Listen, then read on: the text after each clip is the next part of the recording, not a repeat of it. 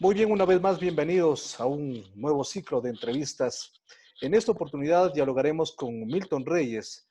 Él es docente e investigador del Instituto de Altos Estudios Nacionales del Ecuador, profesor de la Escuela de Sociología en la Pontificia Universidad Católica del Ecuador. Ha sido coordinador del programa de estudios de Asia, Pacífico y China y decano de la Escuela de Seguridad de Estudios Estratégicos del IAEN. Estudiante en el programa de doctorado de Relaciones Internacionales en Renmin University of China y PhD en Economía Política Internacional por la Universidad Federal de Río de Janeiro. Sus áreas de interés, entre otros, investigación, teoría e historia de las relaciones internacionales, economía, política internacional, seguridad geopolítica, Estado, cultura y sociedad, proyección política, poder global, relaciones China-América Latina, integración regional. Sin duda un conocedor a fondo de lo que sucede en China y la situación en Asia. Bienvenido, Milton, gracias por atendernos en esta oportunidad aquí en nuestro programa. No, muchas gracias por la invitación. Siempre un gusto. Los cambios que se avecinan tienen que ver con un nuevo orden geopolítico, el cuestionamiento a la globalización neoliberal, el cambio del paradigma tecnológico y la visibilización global de un nuevo patrón de acumulación cuyo referente estará en Asia, especialmente en China, de acuerdo a un estudio COVID-19 catalizador de la crisis mundial y el nuevo papel de China publicado por el Consejo Latinoamericano de Ciencias Sociales, CLACSO.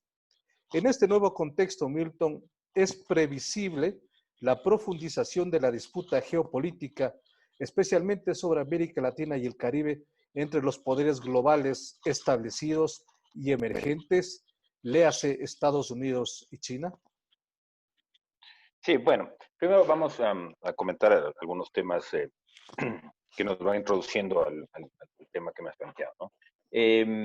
A ver, básicamente los que nos ocupamos ahora es en una competencia por el poder global, que ha venido en los últimos años, digámoslo, de manera suave y tenue, ¿no? Sin embargo, por supuesto que la pandemia ha traído una especie de presión competitiva por esta competencia global, ¿sí? Y en ese sentido, ¿no es cierto?, tenemos varios escenarios.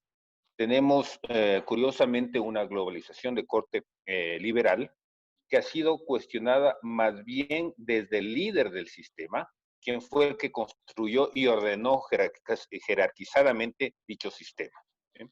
Y es más bien China quien venía sosteniendo la necesidad de mantener el sistema y ese orden, no completamente, ¿no? Digámoslo así, en una parte de la globalización, no necesariamente la parte más liberal de la globalización, en el sentido institucional, sí en el sentido de comercio, ¿sí? En miras de que efectivamente China era el gran ganador, ¿no es cierto?, en los últimos años. Mientras otras potencias se han venido replegando sobre sí mismo y resurge, ¿no es cierto?, ese denominado fantasma del nacionalismo económico entre las grandes potencias, ¿no?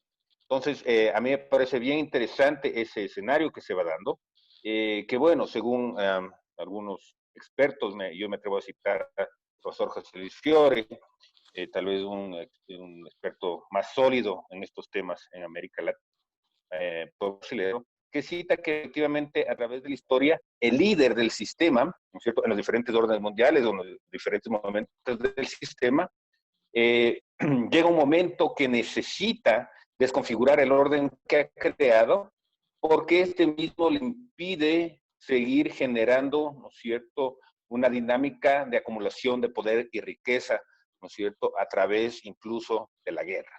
Es una camisa de fuerza cuando el orden se vuelve contra él mismo y necesita desconfigurar ese orden, ¿no? Y el primero que tumba el tablero justamente es el líder, ¿no? A mí me parece que esa reflexión es bastante interesante, no digo que sea la única explicación posible, pero me parece bastante interesante para comprender, si se quiere, el juego al que estamos asistiendo, que por un lado, por el lado norteamericano y el lado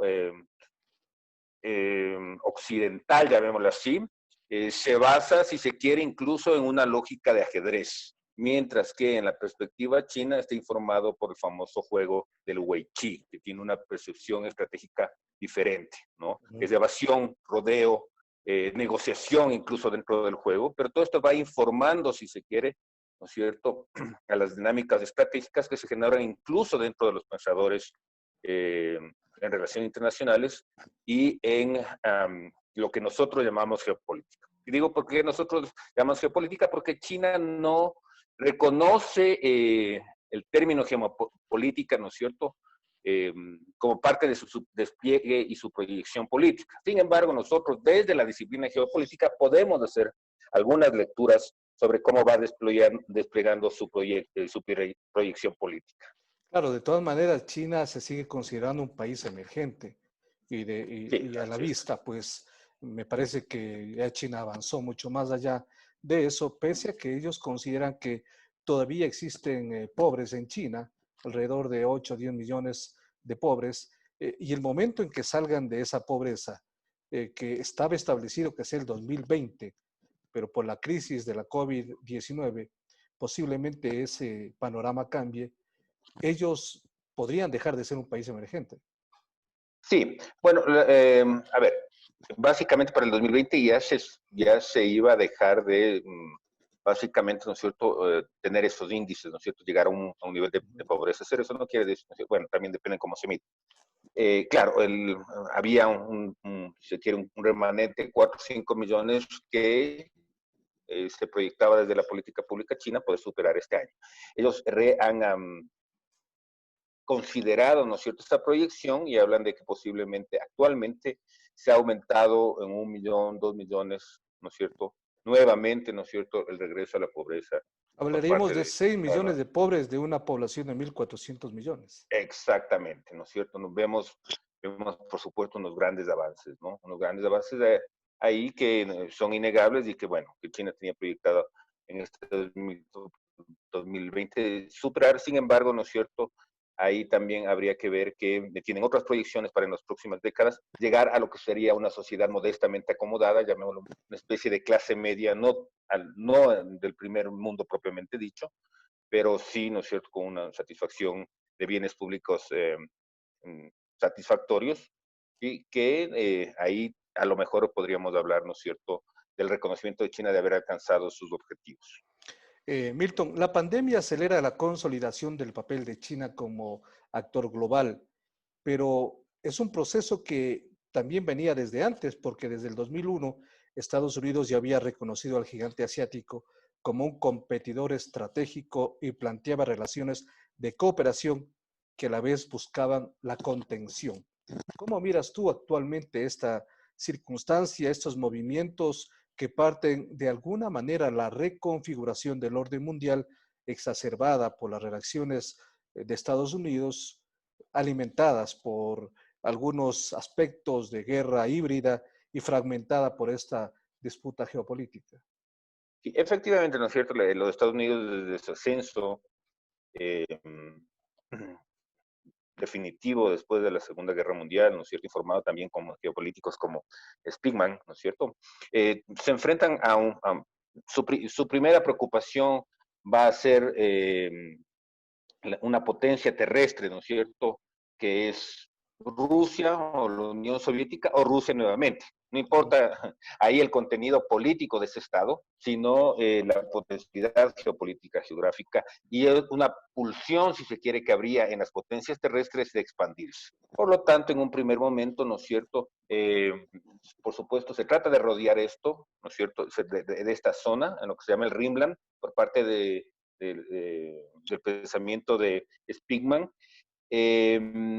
por supuesto generando en los dos polos de Euroasia espacios de contención, Europa del Este y Japón. Ahí vemos el Plan Marshall, por ejemplo, ¿sí?, que no se da, ¿no es cierto?, solamente por la disciplina de los actores, ¿no es cierto?, los estados, sino también con un fuerte incentivo desde los Estados Unidos y una política de desarrollo por invitación. Esto va a llegar, ¿no es cierto?, también acompañando, si se quiere, al desarrollo de Japón, que al mismo tiempo a través de su crecimiento también se va a convertir en un socio rival de la economía norteamericana en los años 80, ¿no? Paralelamente, en años 70, ya Brzezinski plantea, ¿no es cierto?, una doctrina Carter, la necesidad de seguir conteniendo a Rusia por un lado, pero la necesidad, si se quiere, de seguirse acercando a China en lo posible y cuando se da un cambio en Rusia, acercarse a Rusia ya pensando en China, ¿sí? En contener a China. En el caso japonés es interesante porque vamos a ver cosas muy similares con el momento actual, ¿no es cierto? Lo que sucedió con Japón y lo que sucedió en China. Solo que la historia no se repite, no es cíclica. En el caso de Japón, en los 80s, básicamente los Estados Unidos pudo alinear a los intereses norteamericanos al Japón, ¿no? Venía con un crecimiento enorme, ¿no es cierto? Y a través de una movida financiera, no voy a extenderme mucho en esto, es un tema muy complejo y largo de conversar, ¿no es cierto? Revalúa el yuan, ¿sí? Y ese de alguna manera desconfigura la economía japonesa, se produce la famosa desinfle de la burbuja inmobiliaria, ¿no? Eh, y entonces de ahí para allá, ¿no es cierto? Japón se contiene económicamente, no genera fuertes gastos de inversión, por lo tanto su economía no crece a los ritmos que estaba acostumbrada. Por otro lado, también, ya en el año 85, recordemos, Reagan tenía una visión liberal, ¿no es cierto?, que de alguna manera es el que solidifica el sistema del dólar flexible y el sistema financiero internacional, ¿no es cierto?, comandado por los Estados Unidos. A pesar de proponer un mundo absolutamente liberal de intercambio, ¿no es cierto?, serían los precedentes inminentes de la globalización, pone aranceles justamente al Japón. Y entonces pone los aranceles de Japón y Japón hábilmente, ¿no es cierto?, va deslocalizando su producción en los otros países del Asia, el presidente sudeste asiático, los tigres del Asia, y esto llega también a China. Algunos capitales, más algunos capitales europeos, incluso capitales norteamericanos, van a generar, ¿no es cierto?, un proceso de inversión dentro de China, que es muy bien aprovechado por China en esas zonas especiales, generando un enorme proceso de acumulación que al mismo tiempo se interioriza en toda China, ¿sí? Cuando, ¿no es cierto?, los Estados Unidos intentan parar lo que se llama los grandes dobladores, ¿no es cierto?, todos estos países, de alguna manera China ya estaba volando, dice, ¿no es cierto?, la famosa figura que utiliza Carlos Medeiros. Los gansos voladores ya estaban despegando. Entonces, claro, China se convierte en ese momento, ¿no es cierto?, en un reto estratégico, tomando en cuenta además, ¿no es cierto?, que Estados Unidos no ha tenido la capacidad de alinear a China a través de su sistema financiero internacional. Es decir, los Estados Unidos ha actuado presionando para que el yuan se revalorice por un lado, y recientemente vemos nuevamente un escenario en donde se le comienzan a grabar aranceles, ¿no? Entonces, es un escenario, si se quiere, de pruebas similares a lo que ya sucedió en Japón, pero que sin embargo tiene una diferencia que es enorme, que China no depende del sistema financiero internacional, sino de la enorme capacidad de recursos ahorrados dentro de la propia China.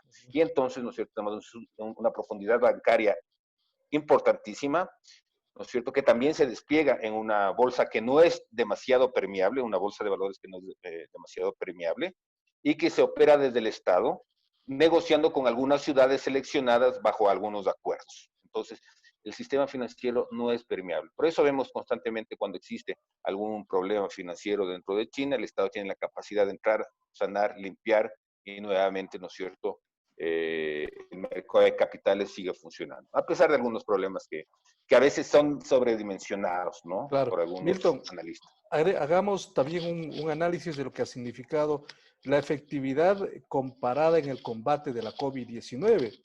Es, por un lado, evidenciado el papel que ha jugado el nuevo paradigma biotecnológico liderado y gestionado de manera fluida por los países asiáticos, especialmente por China. La capacidad de articular el Estado, las tecnologías limpias, la salud pública, como lo demostró también Corea del Sur y Vietnam, en donde no ha habido ningún fallecido por el COVID-19. La mayor parte de estos países desarrollados de Occidente han dado más bien muestras de incapacidad para enfrentar este desafío. ¿Cuál es tu punto de vista respecto a la diferencia entre Occidente, Europa, del combate de la COVID con sus secuelas con Asia? Sí. Bueno, hay varios puntos. Una, por ejemplo, la fortaleza estructural del Estado mismo y la legitimidad de los estados dentro dentro de esos países, ¿no es cierto? En el caso chino, ¿no es cierto? Y como continuidad cultural, incluso Corea del Sur, por ejemplo, ¿no es cierto? Está mediado por informado por una tradición confuciana, ¿no es cierto? Donde hay una continuidad entre lo que es el individuo, la familia, la sociedad, el Estado, ¿no? Entonces, el Estado de alguna manera, ¿no es cierto? Ya sea cuando fue en las épocas de las dinastías o ahora, tiene una figura realmente de un padre que necesita proteger a sus hijos, si no, ¿no es cierto? Es un padre que puede salir fuera de la familia, ¿sí? Entonces, ese es un elemento, ¿no es cierto?, que hay que tomar en cuenta. Por supuesto, todo esto también tiene consigo una serie de elementos de la disciplina que genera, ¿no es cierto?, esta articulación a una perspectiva tradicional de la cultura asiática, especialmente los países que nombramos, ¿no? Eh, ese es un tema bastante ilustrativo. Por otro lado, los países del Asia pudieron resolver el falso dilema, ¿no es cierto?, o economía o salud, ¿no? Entonces, lo que se propuso justamente es una intermediación fuerte del Estado para apoyar, ¿no es cierto?, a los negocios, a las familias que estuvieran necesitadas para que se queden en casa, ¿no es cierto?, y que básicamente la pandemia no se expanda. Esto sumado, ¿no es cierto?, a un sistema de vida basado, informado por la visión tradicional, pero basado en el control comunitario, ¿no es cierto?, el cuidado y control comunitario, entonces, ¿no es cierto?, dio por un lado cierto. Por otro lado, también vemos la aplicación muy interesante, ¿no es cierto?, de tecnologías de punta, ¿no? Pongo como un ejemplo, ¿no es cierto?, actualmente algún ciudadano chino quiere entrar, ¿no es cierto?, en el metro de Beijing, quiere entrar al metro de Beijing a través del teléfono, ¿no es cierto?, está registrada su temperatura, ¿no es cierto?, hay varios de los datos ahí, pasa por un sistema que lee la información, ¿no es Reconocimiento cierto?, hay facial con triangulación de WeChat. información y se sabe. El reconocimiento facial, etcétera, etcétera. Una serie de aplicaciones que se conjugan en que a través del teléfono pasa este control y se le dice puede ingresar o no puede ingresar. Entonces, ¿no es cierto? Vemos un desarrollo tecnológico bastante interesante, ¿no? Más Que allá ya de la son inteligencia innovaciones artificial. propias, que se va vinculando a la inteligencia Ujú. artificial, ¿no es cierto? Vemos el tema del 5G, que es importantísimo para poder comprender cómo se va desarrollando la inteligencia artificial, ¿no? Entonces son esta serie de factores, ¿no? Pero ahí vemos, claro, el papel también del rol del Estado fuertemente, ¿no es cierto?, operando para evitar el falso dilema, o salud o economía, ¿no? Ujú. Las dos cosas, claro, la economía puede caer un poco, ¿sí? Pero lo importante es mantener a la salud, no solo por, ¿no es cierto?, aunque parezca un poco contradictorio, no solo por el tema de salud, sino porque, ¿no es cierto?, si una gran población se enferma, ¿quién produce bienes básicos? Y esto, ¿no es cierto?, eh, se genera una bola de nieve en que la economía va cayendo aún más, ¿no? Entonces, todo eso se pretendió evitar, ¿no es cierto?, desde un primer momento. Y aquí cabe también un aspecto importante dentro de este contexto económico y político, las contradicciones de los proyectos Europa, Estados Unidos, esas fuerzas globalistas que se han hecho visibles frente al liderazgo que asumió China como un articulador de multipolar, es decir, ofreciendo ayuda internacional frente a la pandemia, impulsando obras de infraestructura, un avance muy superior a lo que ha hecho Estados Unidos y Europa. Sí, lo que vemos, ¿no es cierto?, es que, como mencionaba antes, vemos una presión competitiva que también se va a resolver no definitivamente, ¿no es cierto?, pero se va a resolver o se va a decantar en la generación de liderazgos en base a quien eh, obtenga prestigio en tanto pudo ayudar a resolver, ¿no es cierto?, los graves problemas a nivel de salud, pero también la recuperación económica. Y la recuperación económica, por supuesto, no solo es donación o entrega de dinero, de créditos bajos, sino también, ¿no es cierto?, la cooperación en proyectos, por ejemplo, de infraestructura. De ahí, por ejemplo, sigue como parte de esa recuperación económica, sigue el tema de la franja y la ruta, ¿no es cierto?, en Euroasia, y se mantiene la palabra de que América Latina pueda seguir articulándose este proyecto como una forma, si se quiere, consensuada de acceder a fondos que se inviertan en infraestructura, generen empleos y empuje a la demanda y al mismo tiempo a la oferta. Efectivamente, ¿Sí? ¿tú crees que en esta oportunidad China ha pasado a ser un país de referencia para la región y para el mundo, dispuesta a asumir los costos económicos de la construcción de su liderazgo y ha hecho uso político de la cooperación como vía para lograrlo? Claro, a ver, partamos de la última parte. La cooperación siempre tiene un uso político, ¿no? No Siempre. hay un Estado plenamente benefactor, ¿no es cierto? La cooperación, ¿no es Cooperación, cierto? claro, igual efecto político. Exacto, efecto político, ¿no es cierto? Esto no quiere decir que son puramente un análisis, desde un análisis puramente eh, maquiavélico en el sentido más, digamos, rupestre es la palabra, ¿no? No, más bien a ver, la cooperación lo que permite es incluso generar, por un lado, legitimidades, pero por otro lado, ganancias en términos de lo que yo espero conseguir de la contraparte, ¿no? Entonces, a veces tiene que ver con asegurar, por ejemplo, recursos que me son interesantes y en otros casos también en que se me otorgue legitimidad como jugador dentro del escenario internacional, ya sea como un país pequeño o como un país grande que necesita, por supuesto, un liderazgo, pero consensuado, legitimar su liderazgo Ujú. de manera consensuada. Sí. China se ha convertido en el líder de América Latina en este momento. No, creo que existe una presión competitiva bastante América Latina y fuerte. el Caribe también. Eh, sí, claro. Ahí es bien interesante, ¿no es cierto? Porque lo que vemos es que, por un lado, ¿no es cierto? China actúa Estado-Estado, ¿sí? Y entonces ahí vemos, por ejemplo, las relaciones a nivel de cooperación y especialmente en lo que tiene que ver con las relaciones crediticias y financieras. Pero por otro lado, al mismo tiempo, China, ya China, ¿no es cierto? Sus sectores públicos y privados, los privados muchas veces comandados por los intereses del Estado chino, tienen intensas relaciones con actores, ¿no es cierto?, dentro de nuestros estados. Y esos actores, por supuesto, ¿no es cierto?, como otros actores de su debido momento, están emergiendo, ¿sí? Y ya no solo son actores económicos, sino que tienen interés también de convertirse en actores políticos. Así es la historia de la región un poco en que actores económicos intentan de alguna manera acercarse al poder político para direccionar mejor sus intereses. Y entonces, China, en ese sentido, si no opera directamente, ¿no es cierto?, porque no está operando directamente sobre esos actores, son los actores, ¿no es cierto?, que operan desde sus intereses, que están articulados de alguna manera también a, a sus relaciones con China, que de alguna manera también presionan para que el nivel de relaciones por lo menos no baje, se mantengan y en algún momento, ¿no es cierto?, se incremente. Entonces, son dos movidas diferenciadas, pero que confluyen. Tu criterio también sobre lo que significó esta declaración conjunta en la videoconferencia de alto nivel sobre cooperación internacional de la franja y la ruta combatiendo la COVID-19 con solidaridad, en donde se establece hacia una ruta de una salud saludable, se impulsa la conectividad, la promoción de la recuperación económica, la profundización de la cooperación pragmática, entre otros elementos, donde asistieron los líderes de varios países del mundo, Bielorrusia, el Reino de Camboya, Chile, República Popular China, República Árabe de Egipto, Etiopía, es decir, una decena de países que se reunieron justamente para consensuar sobre esta realidad.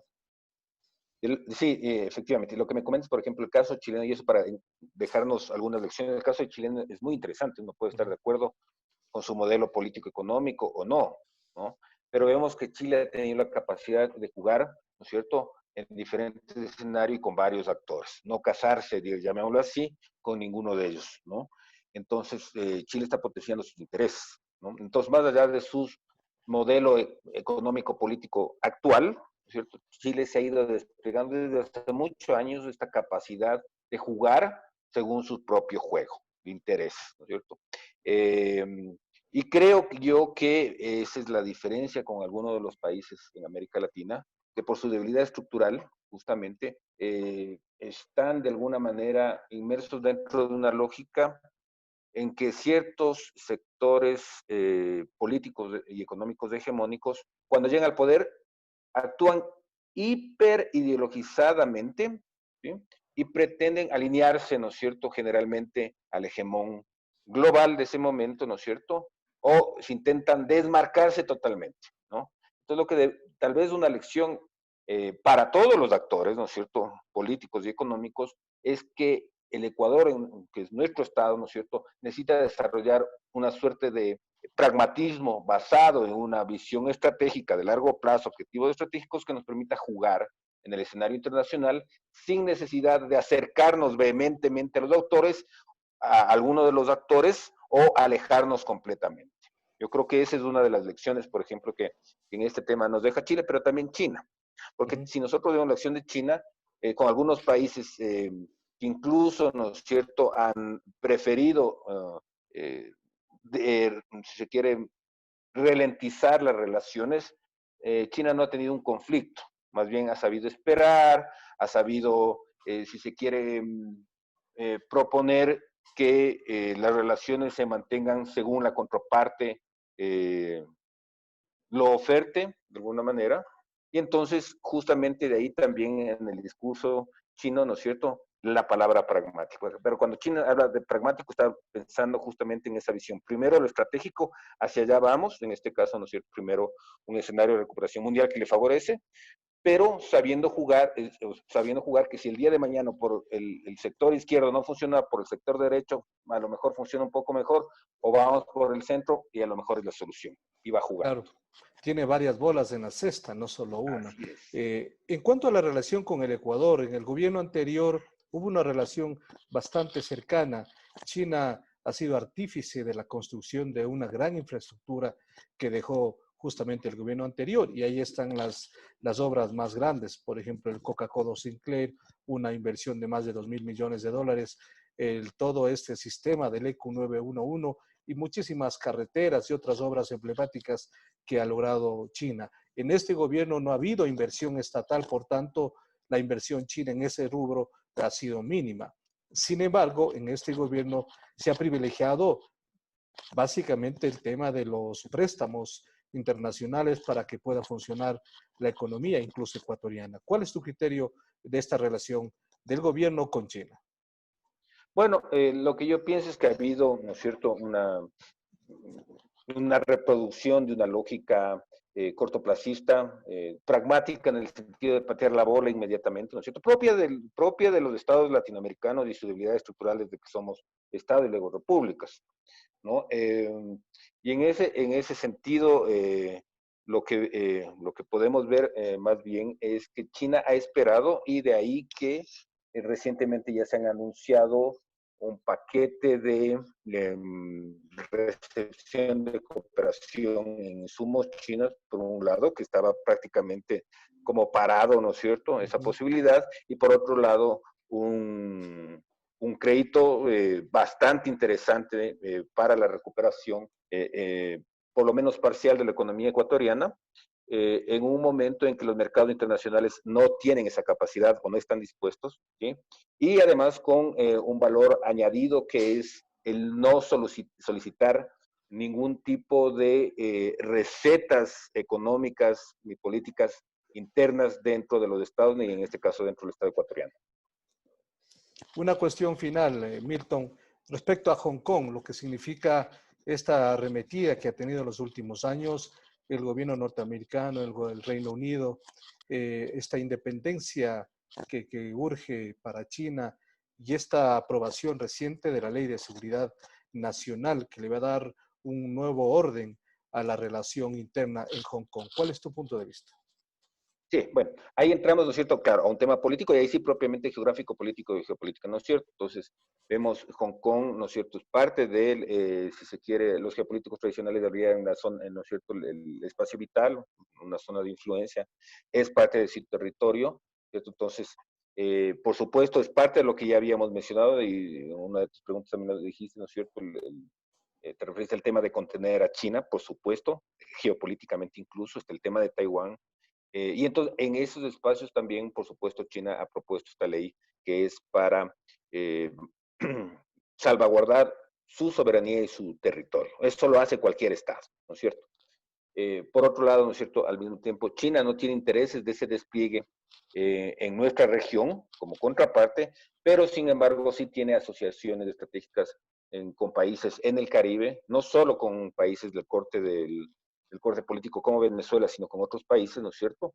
En un lugar que, por ejemplo, para los Estados Unidos es tremendamente sensible geopolíticamente hablando, que es el Caribe, en tanto es su Mediterráneo, es considerado como su mar Mediterráneo, en donde está sitios estratégicos como el Canal de Panamá, ¿sí?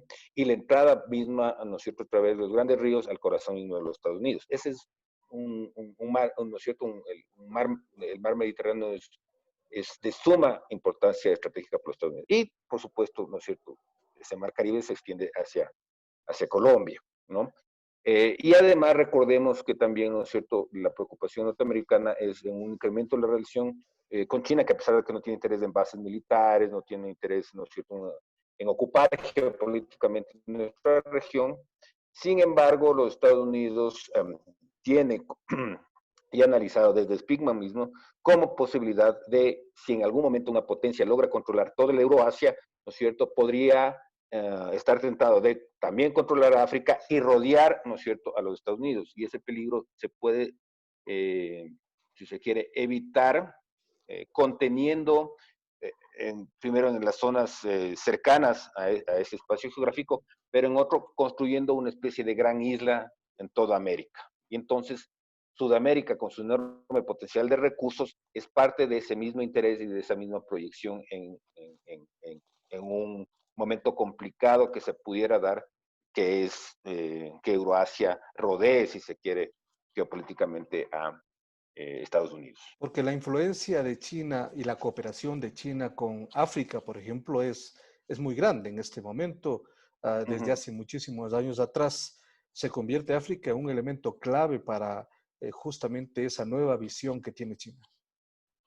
Sí, lo que vemos nuevamente, ¿no es cierto? No ocupa militarmente, ¿no es cierto? Lo que realiza China es un despliegue más bien que sigue siendo centrípeta, pero de carácter pacífico, ¿no? Es atraer.